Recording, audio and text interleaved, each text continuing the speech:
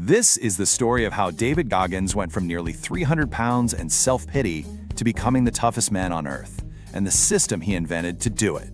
And look, we're not just talking about some fluffy motivation here, we're talking about a complete system for mental warfare. A system for rewriting your own code by choosing the hardest path you can possibly find. So, picture this, it's 2001. David Goggins has a dead-end job as an exterminator, spraying for cockroaches in the middle of the night. He weighs almost 300 pounds, and his life, it's just built on a mountain of excuses and self-pity. His nightly routine is basically a ritual of shame. He comes home, collapses on the couch, and just does everything he can to ignore the weak man staring back at him from the blank TV screen. But then one night, something cuts through that fog. He's watching a documentary about Navy SEALs, just witnessing these guys willingly go through a level of suffering during Hell Week that he can't even wrap his head around. And right there, in that moment, a switch flips. He doesn't just see a challenge, he sees his only way out. He has this terrifying realization.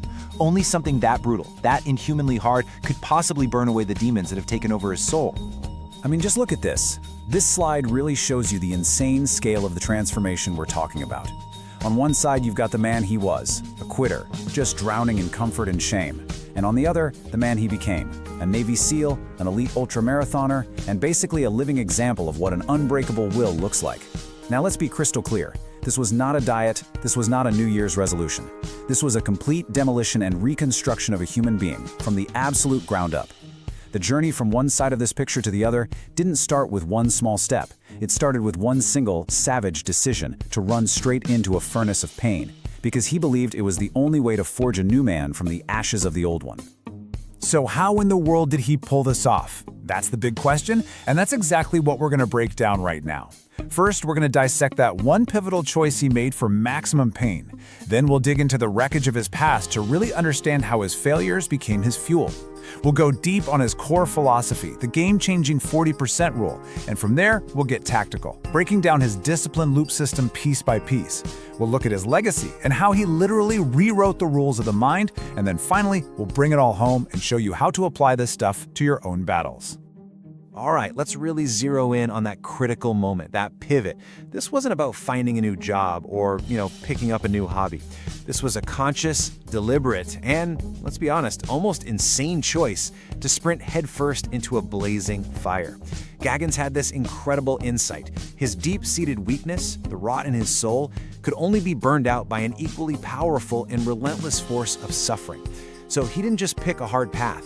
He searched for the most difficult path he could possibly find, becoming a Navy SEAL, because he just knew deep down that anything less would be a compromise. It would be a loophole that would let his old, weak self escape and survive. And this is where the story gets really good. When Goggins finally works up the courage to call a Navy recruiter, what do you think happens? The recruiter literally laughs at him and hangs up the phone. He's told he's too old, too heavy, just way too out of shape, so far from the standard that it was a total joke. Now, for most of us, that's where the story would have ended. But for Goggins, that rejection, that hard no, it wasn't a setback, it was a gift. It was the first real test of this new resolve he had, and it just became pure, high-octane fuel for his fire. It proved his theory.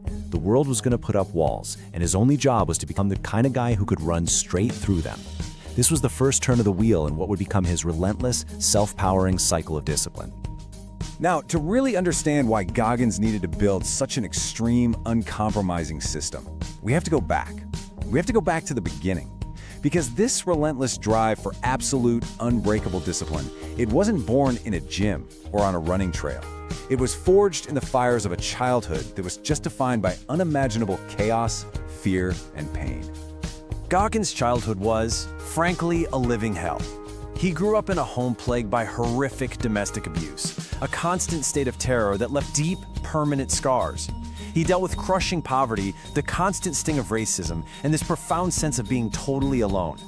This trauma wasn't just a bunch of bad memories. It was like a poison that seeped into every part of his life. It showed up as severe learning disabilities, a stutter, and a deep, gnawing shame that was just always there.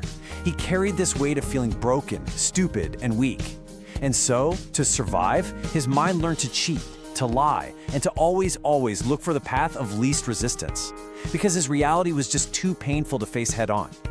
But in the middle of all that trauma, all that pain from his childhood, there was one failure that haunted him more than anything else. Years before, he had actually earned a spot in the elite Air Force pararescue training program. He was on the path. And then he quit. The training got hard and he took the easy way out. He just walked away.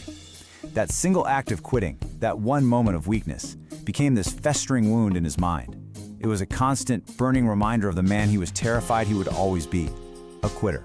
And that failure, that deep, soul-crushing shame, became the main source of fuel for the inferno he was about to unleash. And this is where Goggins has the breakthrough that changes his life forever. He has this profound realization. All the trauma, all the pain, all the shame, it wasn't a liability, it was an asset. It was this huge, dark, untapped reservoir of pure, raw energy. He understood that if he could learn to consciously dip into that well of suffering, to channel it, he could get this unique and powerful mental edge that nobody else had.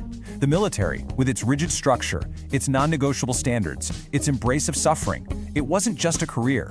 It was the perfect furnace to weaponize his pain and forge a brand new identity from the broken pieces of his past. Okay, so let's shift from his backstory to the core philosophy that grew out of this massive realization. It's a philosophy that's a direct, unapologetic rejection of our most basic survival instinct. See, our brain is designed for one thing: comfort and self-preservation. It wants to save energy, it wants to avoid pain, it wants us to stop the second things get hard. Goggins' entire system is built on one simple, radical idea: declaring all-out war on that instinct. He calls it the 40% rule, and it's as simple as it is powerful. When your mind is screaming at you to stop, when you're convinced you've got nothing left in the tank, when every single fiber of your being is begging you to quit, you are only at 40% of what you're truly capable of. Your mind is basically acting like a governor on an engine, right? It's artificially limiting your output to keep you safe and comfortable. The secret to unlocking that other 60%, that huge untapped potential just sitting there, is learning how to consciously override that governor. I really want you to let that number sink in. 40%. What that means is the next time you think you're at your absolute limit, the next time you're ready to just throw in the towel, there is a massive reserve of potential still waiting for you. This isn't about finding a little extra motivation for one tough workout. No, this is a fundamental, permanent shift in how you see your own limitations. It's a philosophy of strategic suffering, where you learn to actively seek out that feeling of being done, not to torture yourself, but to systematically prove to your own brain that its first assessment was a lie. And this is where the idea of the mental callus comes in. And trust me, it's a game changer. Every single time you intentionally hit that 40% wall and force yourself to push past it, even for just one more rep, one more minute, one more step, you are literally rewiring your brain.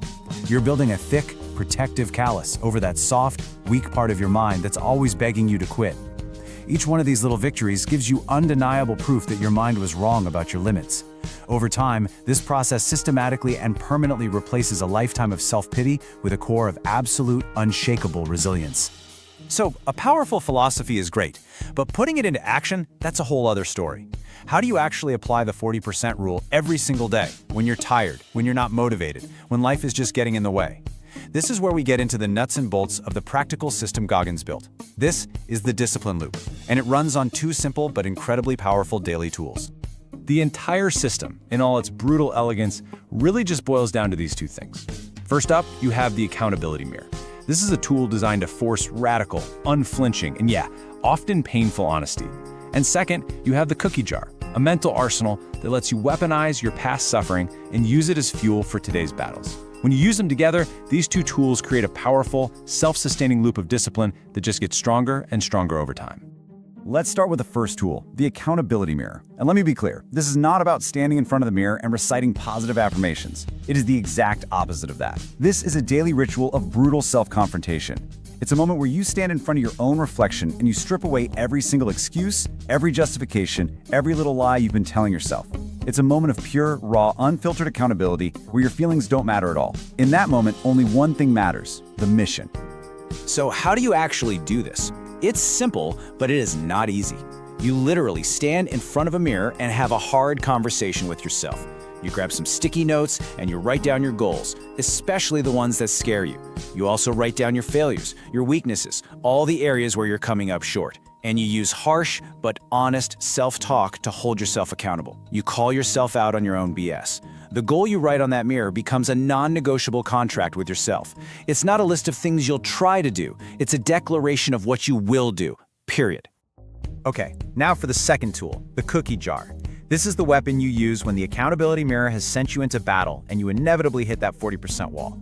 The cookie jar is a mental archive, right? It's a fortress in your mind where you store every single obstacle you've ever overcome, every agonizing moment of pain you've ever pushed through, and every single time you've snatched victory from the jaws of defeat.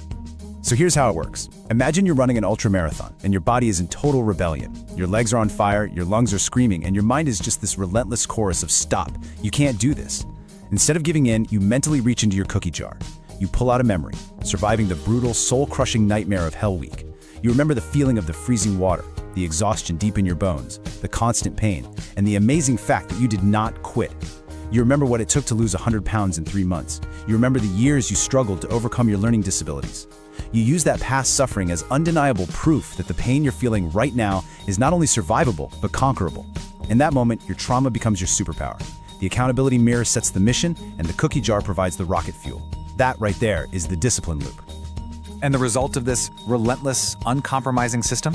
It's a legacy that has completely changed the entire conversation around self-improvement. Goggins, single-handedly, shifted the focus away from the empty calories of short-term motivation and toward the hard-won, permanent strength of what he calls anti-fragile discipline. He took the idea of suffering, something we're all programmed to run away from, and turned it into a necessary tool for growth. But you know, Goggins' greatest achievement isn't just his insane military resume. The fact that he's the only person in the U.S. Armed Forces to complete SEAL training, Army Ranger School, and Air Force Tactical Air Controller training. No, his true legacy is something way deeper. He gave the world a living, breathing blueprint for how to systematically destroy the weak, self-pitying version of yourself and build a warrior in its place. He is living proof that your past does not have to be a life sentence and that your mind is not fixed. It can be aggressively, deliberately, and permanently reprogrammed. And that ultimately brings this whole story right back to you. Because the principles of the discipline loop, they're not just for elite soldiers, they're universal. You don't have to be a Navy SEAL to use them. We all have our own wars to fight, our own demons to conquer, in our careers, our health, our relationships. We all have a mind that is constantly trying to put a governor on our potential. So I'm going to ask you a question, straight up. Where is your 40% wall? Where in your life do you always stop when things get uncomfortable? What's that one task you always put off? That one conversation you keep avoiding? That one workout you always skip? I really want you to think about that feeling of resistance, that little voice in your head that says, that's enough, you can stop now. That is not a sign of your true limits. That is your signal. That is the governor you need to learn how to override. So, here is your call to action. It's simple, but it's powerful. Step 1, I want you to go home tonight and set up your accountability mirror. Grab a sticky note and write down one non-negotiable goal you're committed to and the weakness that's standing in your way. Be brutally, unflinchingly honest. Step 2, I want you to start building your cookie jar.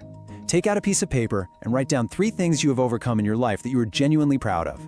The next time you feel that urge to quit, the next time you hit that 40% wall, I want you to pull out that list and read it.